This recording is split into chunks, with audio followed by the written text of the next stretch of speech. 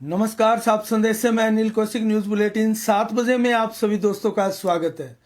दोस्तों, कार्यक्रम की शुरुआत हमेशा की तरह मुख्य खबर से करते हैं और मुख्य खबर वर्तमान में भादरा क्षेत्र में तो चुनावी है और चुनावी समीक्षाओं में विश्लेषण में हम आपको पूरे विधानसभा की आज की जो गतिविधियां रही और राजनीतिक समीकरण किसके पक्ष में किसके विपक्ष में या क्या सियासी घटनाक्रम मुख्य रूप से हुए उसके बारे में बताते हैं। आज भी आपको कई ऐसे सियासी घटनाक्रमों के बारे में हम बताने वाले हैं जो कि बहुत बड़ी करवट लेने वाले हैं दोस्तों, क्योंकि कई सियासी घटनाक्रम ऐसे होते हैं और रिदम क्या चल रहा है विधानसभा में, पूरी विधानसभा में आखिर रिदम क्या चल रहा है। कल मैंने सट्टा मार्केट के बारे में आपको विस्तार से जानकारी दी थी, किस प्रकार सट्टा मार्केट ऊपर नीचे होता है।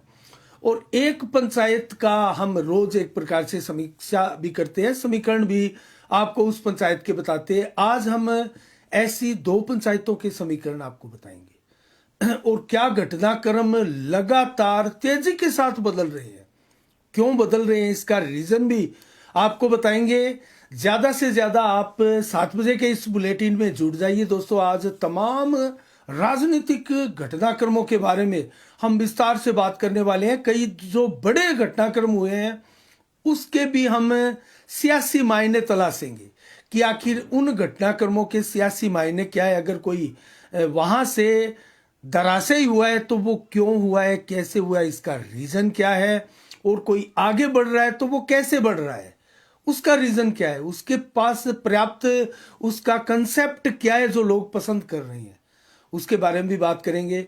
लेकिन सबसे पहले तो आप जो जितने भी हमारे दर्शक अब जुड़ते जा रहे हैं, बड़ी संख्या में मैं देख रहा हूं कि दर्शक जुड़ रहे हैं, वो हमारे चैनल को आप शेयर जरूर कीजिए, क्योंकि इससे आप शेयर करेंगे तो ज्यादा से ज्यादा लोगों तक हमारी ये बात और ये समाचार और ये बुलेटिन समीक्षा जो है वो पहुंचेगी। और मैं हमारे दर्शकों से आज एक निवेदन करना चाहूंगा, आप कमेंट करके भी आप अपने क्षेत्र की भी जान सकते हैं बात, या कोई कमेंट करके हमें बता भी सकते हैं आप। तो लाइव आपका कमेंट भी हम लेंगे और उसके ऊपर आपका जवाब देने का प्रयास भी हम जरूर करेंगे। तो हम बात कर रहे हैं जल्दी से, पहले आप इस बुलेटिन को अपनी फेसबुक वाल से जो नीचे शेयर का ऑप्शन है उसको आप शेयर जरूर कीजिएगा। आज भी हमारी टीम ने कई गांवों के दौरे किए, मैंने खुद आज कई गांवों के दौरे किए। उस दौरे के दौरान क्या हुआ, हमने क्या देखा, हमने क्या महसूस किया, गांव वालों से बात की, ग्रामीणों से बात की, तो ग्रामीण अंचल में आखिर क्या चीजें चल रही है भादरा विधानसभा में, इसके बारे में आपको लगातार हम बताने वाले हैं विस्तार से। और सबसे पहले मैं बात करूंगा, आज एक बड़ा धमाका आज हुआ राजेंद्र जलंधरा के द्वारा, वो हुआ रामगढ़ गांव में। उससे पहले भी एक बड़ा धमाका हुआ। वैसे तो सारे के सारे नेता ही अपने ताबड़तोड़ जनसंपर्क अभियान करते हैं, लेकिन मैं पहले बात करूंगा रामगढ़ पंचायत की, क्योंकि रामगढ़ में करीब 6000 से अधिक वोट है और बलवान पूनिया यहां 4200 से अधिक वोट लेकर गए थे 2018 में। आज यहां ऐसा क्या हुआ है, रामगढ़ का माहौल पलटा बदला बदला सा दिखाई दे रहा था। हमने काफी लोगों से बातें भी की और जो राजेंद्र जलंधरा की सभा थी उसके बारे में भी हम आपको बताएंगे। राजेंद्र जलंधरा की सभा में आज शीला शेखावत पहुंची। सुखदेव सिंह शेखावत करनी राष्ट्रीय राजपूत करणी सेना के राष्ट्रीय अध्यक्ष, उनकी धर्मपत्नी शीला शेखावत, उसके आखिर क्या मायने हैं इस सभा में पहुंचने, और राजेंद्र राठौड़ की सभा और मंच पर पहुंचकर उनको समर्थन देने की बात कहने की क्या मायने हैं। और संजीव जब सुखदेव सिंह शेखावत ने 4-5 दिन पहले एक बैठक की थी अपने समर्थकों की, अपने कार्यकर्ताओं की, तो उसमें सुखदेव सिंह शेखावत ने क्या कहा था वो भी आपको जानना जरूरी है, क्योंकि इन दोनों ही चीजों का, घटनाओं का उसमें एक गहरा रिश्ता है। सुखदेव सिंह शेखावत ने अपने कार्यकर्ताओं को स्पष्ट निर्देश दिए थे। सुखदेव सिंह का कंसेप्ट बिल्कुल क्लियर है कि बलवान पूनिया को यहां हराना है और उसके लिए उन्हें जो भी करना पड़े वो करेंगे, उसके लिए वो जिस किसी को भी समर्थन देना पड़े वो देंगे। इस तरीके की बात सुखदेव सिंह शेखावत ने वहां से कही और अपने कार्यकर्ताओं को जहां भी इच्छा हो लगे लेकिन बलवान पूनिया के खिलाफ वोटिंग करने के लिए कहा। तो इसके क्या मायने समझे। और आज शीला शेखावत राजेंद्र जलंधरा के मंच पर पहुंची है रामगढ़ में, और रामगढ़ बस स्टैंड से स्वागत करके बड़ी संख्या में ग्रामीणों ने, जो मेन चौक है रामगढ़ का, वहां तक ये काफिला पहुंचा था। बड़ी संख्या में आज भीड़ इकट्ठी हुई राजेंद्र जलंधरा की इस सभा में। और क्यों ना हो, उनके समाज के यहाँ बहुत वोट है, 2500 के करीब वोट उनके समाज के हैं। यहाँ कुमार समाज से आते हैं रामगढ़ में, तो रामगढ़ में राजेंद्र जलंधरा के लिए बहुत बड़ी संभावनाएं हैं। लेकिन यहां से जो 4200 वोट लेकर लीड बनाई थी बलवान पूनिया ने, उनकी हालत कैसी है। यहां संजीव बेनीवाल, राजेंद्र जलंधरा और बलवान पूनिया तीनों के वोट ज्यादा हैं। और चौथी बात करें तो यहां कुछ वोट बजरंग सहारण के भी हैं। लेकिन सबसे ज्यादा वोटों की यहां बात करें, हमने ग्रामीणों को आज सुना, देखा, उनसे बात की, तो यहां संजीव बेनीवाल के वोट ज्यादा बोल रहे थे। लेकिन राजेंद्र जलंधरा यहां से कमाल करने वाले हैं और यहां नंबर 3 पर खिसक गए हैं कामरेड बलवान पूनिया। आखिर ये इतनी दुर्दशा एक ग्राम पंचायत में कैसे हो गई। बहुत बड़ी बात है, सोचने वाली बात है। और कामरेड बलवान पूनिया के लिए ये बुरी खबर भी है। और वैसे तो रोजाना बुरी खबर आ रही है, क्योंकि जिस विधानसभा में जिस तरह की बयार बह रही है, एक हवा चल रही है, उस हवा को बलवान पूनिया अगर नहीं रोक पाए तो बलवान पूनिया पिछड़ सकते हैं, बहुत ज्यादा पिछड़ सकते हैं, इसमें कतई संदेह नहीं। हम बात कर रहे हैं रामगढ़ की। तो रामगढ़ गांव में आज हमें जो कुछ मिला वो पूरा रामगढ़ बदला बदला नजर आया। जिस कामरेड बलवान पूनिया के लिए कसमें खाने लगा था ये रामगढ़ गांव, और उनको भारी भरकम लीड यहां से दी गई थी। 82,204 वोटों में रामगढ़ के 4200 वोट भी शामिल थे। लेकिन अब यहां नंबर 3 पर खिसकने का डर हो गया है बलवान पूनिया को। तो शीला शेखावत की बात कर लेते हैं। यहां इस मंच से उनके राजेंद्र जलंधरा को समर्थन देने के क्या मायने हैं। क्या पूरी विधानसभा में सुखदेव सिंह शेखावत के समर्थक अब ये समझे कि शीला जो राजेंद्र जलंधरा को जो है सुखदेव सिंह शेखावत ने समर्थन दे दिया, या फिर उनके लिए ये ग्रीन सिग्नल जो है वो समझा जाए कि बलवान पूनिया को हराना है। आखिर क्या समझा जाए। शीला शेखावत ने भी बोलकर ये कहा कि बलवान पूनिया को हराना है, और बहुत अच्छा संबोधन भी आज शीला शेखावत ने रामगढ़ से किया राजेंद्र जलंधरा की सभा में, जिसको आप हमारे फेसबुक पेज पर लाइव भी देख सकते हैं। उसमें उन्होंने क्या मोटा मोटी बात कही उसका जिक्र कर लेते, आप समझ जाएंगे। उन्होंने बलवान पूनिया के कुशासन का जिक्र किया है, प्रत्येक चीज का जिक्र किया जो कि दलित समाज पर, चाहे वो मुंसरी की घटना हो या अन्य गांवों की घटना हो, उन घटनाओं का जिक्र किया, किस प्रकार दलित समाज के साथ बलवान पूनिया ने बर्ताव किया है, और जो उनकी भाषा है उसके बारे में भी बोला। अनेक चीजों पर आज शीला शेखावत ने, हालांकि वो अपना भाषण लिखकर लेके आई थी और एक कंसेप्ट क्लियर था कि इस कंसेप्ट पर हमें आज यहां संबोधन करना है और अपना समर्थन देना है। राजेंद्र जलंधरा आज बहुत खुश थे, और जो उत्साह इस बैठक, इस मीटिंग, इस सभा में था, ऐसा उत्साह, ऐसा जो समर्थन था वो बहुत कम देखने को मिलता है। वैसे जरूर आज मलखेड़ा में बहुत बड़ा अचीवमेंट हुआ है, उसके बारे में भी बात करेंगे। अन्य 1-2 गांवों में भी इसी प्रकार की घटनाएं हुई है, उसके बारे में भी बताएंगे। सियासी घटनाक्रम है ये। तो रामगढ़ में अब क्या समझा जाए। सुखदेव सिंह शेखावत और शीला शेखावत का समर्थन जो है वो राजेंद्र जलंधरा को मिल चुका है। इसका कितना फायदा होगा? सुखदेव सिंह हालांकि खुलकर नहीं आए हैं मैदान में, लेकिन शीला शेखावत के द्वारा जो आज बात कही गई उससे कहीं ना कहीं राजेंद्र जलंधरा के प्रति हमदर्दी और उनका साथ दिखाई दे रहा है। तो इसका कितना लाभ राजेंद्र जलंधरा को मिलता है ये देखने वाली बात है। कितने वोटों का फर्क पड़ता है इससे, ये एक बहुत बड़ा सवाल भी है। हालांकि सुखदेव सिंह शेखावत अच्छे खासे वोट वर्ग को प्रभावित करने वाला एक बहुत बड़ा चेहरा है, और वो पहले हमने सुना था संजीव बेनीवाल के लिए सुखदेव सिंह शेखावत अपील कर रहे हैं, लेकिन कहीं ऐसा आधिकारिक रूप से हमें दिखाई नहीं दिया। हालांकि बड़े उनके नाम वाले कई चेहरे संजीव बेनीवाल के खेमे में लगे हैं। तो कंसेप्ट क्लियर है, यहां बलवान पूनिया को हराना है।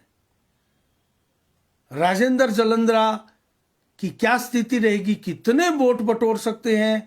नेता निश्चित रूप से बन चुके हैं राजेंद्र जलंधरा, इसमें कतई कोई संदेह या दो राय नहीं है। लेकिन देखने वाली बात है कि इसका असर कितना होता है। एक दो दिन में इसका जो असर होगा वो हम देखेंगे और पता लगेगा। अब हम बात करेंगे दोस्तों, जो मलखेड़ा गांव में आज बड़ा सियासी घटनाक्रम हुआ। आज कुलदीप बिश्नोई मलखेड़ा गांव में आए, संजीव बेनीवाल की सभा में शामिल हुए, उनके लिए वोट मांगने के लिए आए। और आज जो भीड़ मलखेड़ा में हमने देखी, मलखेड़ा में शायद इससे पहले इतनी बड़ी तादाद में इतने लोग इकट्ठे नहीं हुए होंगे। पूरा चौक भर चुका था और पूरी जबरदस्त रैली के साथ संजीव बेनीवाल को जो है सभा स्थल तक लाया गया। और गांव में 2-3 प्रोग्राम थे एक ही साथ संजीव बेनीवाल के। और जो SC/ST समाज ने आज संजीव बेनीवाल के पक्ष में मलखेड़ा गांव में समर्थन दिया, उससे यहां के सियासी समीकरण भी उलट पुलट हो गए हैं। और अब चर्चाएं ये हमने सुनी मलखेड़ा गांव में कि यहां संजीव बेनीवाल बढ़त बना सकते हैं। मलखेड़ा गांव में, बलवान पूनिया के गांव में, ये बहुत बड़ी बात है। यहां पीछे बलवान पूनिया की ही बढ़त थी, लेकिन एक एक करके जैसे गढ़ों में सेधमारी का काम संजीव बेनीवाल के द्वारा जारी है। और नेता भी कम नहीं है। हम आज आपके सामने वो बात करने वाले हैं, हम आपको गांव बताएंगे और हम आपको बताएंगे बजरंग सारंग, राजेंद्र जलंधरा और अजीत बेनीवाल बलवान पूनिया को कितना बड़ा नुकसान कर रहे हैं, संजीव को कितना नुकसान कर रहे हैं, इसके ऊपर भी बताएंगे कि अब तक जिन गांवों में हमने बढ़त देखी उन गांवों का भी जिक्र करेंगे हम। अभी अगर बात करें बलवान पूनिया की बढ़त की, तो दीपलाना हो, बानगढ़ हो, उजलवास हो, अजीतपुरा हो, परलिका आदि ऐसे कई गांव में हमने 20 के करीब ऐसे गांव देखे हैं, 18-20 के करीब, जहां बलवान पूनिया बढ़त में दिखाई दे रहे हैं। वहां के लोगों से बात किया, ठीक है, बहुत से कामरेड लोग भी हमें मिले और दूसरे अन्य लोग भी मिले। उन्होंने जिस प्रकार की बातें इन गांवों के लिए कही, इन गांवों में जो चीजें मिली हमें, वो बलवान पूनिया के लिए और संजीव बेनीवाल के लिए कड़ी टक्कर, और उस टक्कर में कहीं ना कहीं बलवान पूनिया की बढ़त दिखाई दे रही थी। लेकिन बहुत गांव में, मैंने फिर आपको पहले भी बताया था, 2018 के चुनाव में बलवान पूनिया ने 88 गांवों में बढ़त बनाई थी। 88 गांवों में 49 पंचायतों में बढ़त थी, और संजीव बेनीवाल की महज 11 गांवों में। लेकिन अब स्थिति उलट हो रही है, बिल्कुल उलट। जो स्थिति संजीव बेनीवाल की 2018 के चुनाव में थी, वो अब बलवान पूनिया की होने जा रही है। और ऐसे ही संकेत मिल रहे हैं गांव गांव, ढाणी ढाणी और इन पंचायतों से। तो बड़ी संख्या में एक के बाद एक जिस प्रकार से बागड़ बेल्ट में संजीव बेनीवाल का जो तूफान आया है, उस तूफान में कई गढ़ ढह गए दोस्तों। उसमें कितना फायदा बलवान पूनिया को अब भी मिल सकता है, क्योंकि इस नीचे आती हुई एक प्रकार से डाउनफॉल की इस लहर में नीचे की लहर में बलवान पूनिया कहां तक डटे रहेंगे, और यही सिलसिला अगर चलता रहा तो ये कारवां कहां जाकर निचले पायदान पर डटेगा, ये हम कह नहीं सकते। लेकिन एक चीज मैं आपको बता दूं, 3 नेता लगातार आगे बढ़ रहे हैं। अजीत बेनीवाल कांग्रेस की टिकट से आगे बढ़ रहे हैं। राजेंद्र जलंधरा अपने क्षमता से कहीं अधिक आगे बढ़ते हुए दिखाई दे रहे हैं, और बजरंग सहारण भी आगे बढ़ते हुए प्रतीत हो रहे हैं। उनके पास खोने के लिए कुछ नहीं है। अजीत बेनीवाल हो, राजेंद्र जलंधरा हो, बजरंग सहारण हो, तीनों ही अपना पहला चुनाव लड़ रहे हैं विधानसभा का, और तीनों ही नए चेहरे हैं, और नए चेहरों को ये तहसील, ये विधानसभा पसंद करती है। लेकिन इस बार स्थिति कुछ अलग है। यहां फिर एक बार मैं कहूं तो मारवाड़ी भाषा में कहते हैं, बलत की राजनीति इस बार बहुत प्रचंड हवा के साथ बह रही है, और इसमें किसके परखच्चे उड़ने वाले हैं। बलवान पूनिया के लिए यहां जो नुकसान हमें बार बार दिखाई दे रहा है, अब कई ऐसा सोचेंगे बलवान पूनिया के कामरेड जो है, उनके समर्थक जो है, कि बार बार संजीव की बढ़त दिखाई जा रही है, बलवान पूनिया को जो घट रहे हैं वो दिखाया जा रहा है। अरे जो होगा वही तो दिखाएंगे ना, जो लहर चल रही है वही तो दिखाएंगे। बलवान पूनिया को 82,204 वोट आए थे, और कहां कहां से बढ़त थी वो नहीं बताएं क्या आपको? वो सारी चीजें सुनना भी चाहिए उनको। और जो परिस्थितियां वर्तमान में भादरा विधानसभा में बनती हुई दिखाई दे रही है, उसको सहर्ष स्वीकार भी करना चाहिए, और कैसे उसमें सुधार हो इसके प्रति आपको लग जाना चाहिए। अभी देर जरूर हो चुकी है, लेकिन अभी भी आपके पास समय है कुछ मेकअप करने का, कुछ बैकअप आप कर सकते हैं। जो पीछे आपने खोया है अपने भाषणों से, संबोधनों से, बोलियों से, व्यवहार से, अपनी बदले की राजनीति से, और अब जो आचार संहिता लगने के बाद में जिस प्रकार की यहां मुद्दे बनाए हुए हैं विपक्ष ने, चाहे वो डीजल माफियाओं का मुद्दा हो, चंदन माफियाओं का मुद्दा हो, शराब माफियाओं का मुद्दा हो, या नशीली दवाई, हथियार आदि अनेक तरह के भूमाफियाओं के ये जो मुद्दे हैं, वो विपक्ष जमकर बुना रहा है, जमकर। और ये मुद्दे दिए किसने हैं? स्वयं बलवान पूनिया ने।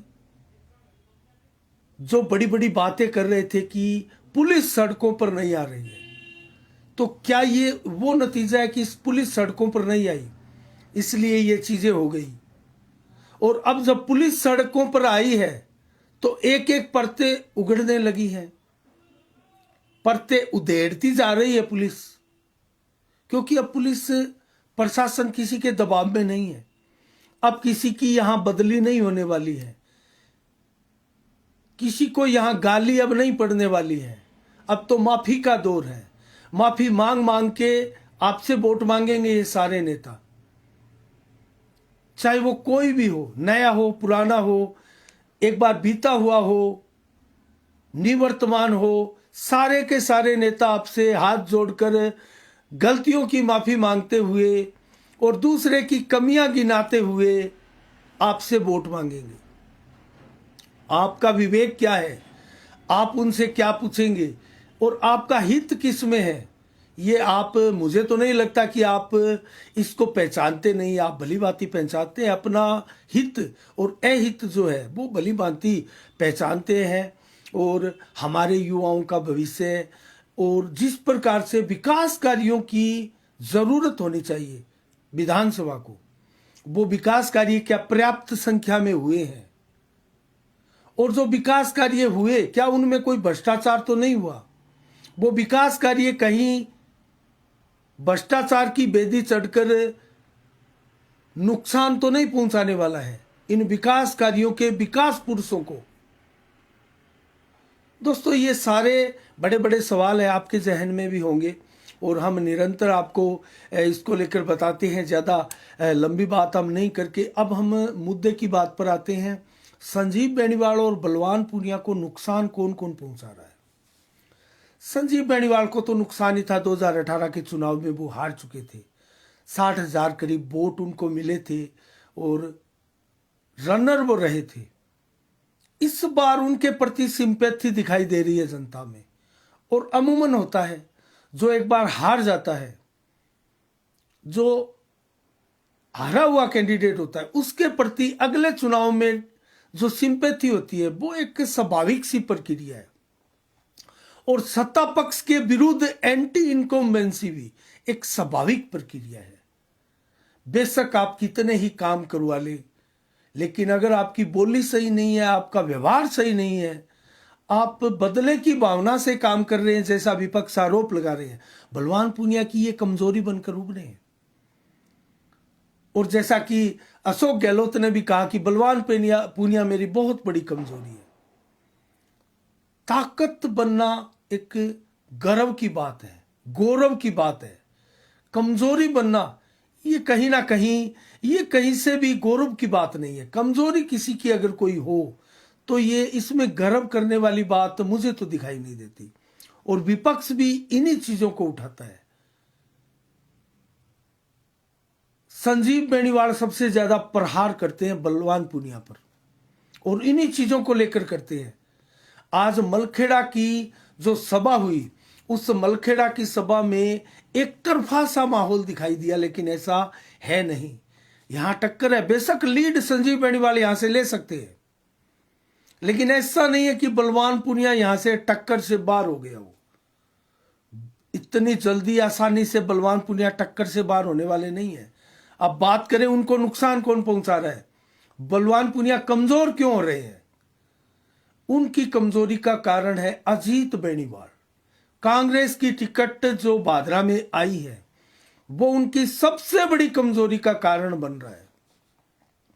वो जैसे जैसे आगे बढ़ रहे हैं, पहले तहसील में और पूरी विधानसभा में चर्चा हो रही थी कि अजीत बेनीवाल को टिकट मिली है, 5-7 हजार वोटों पर वो सिमट जाएंगे। दोस्तों ऐसा नहीं है।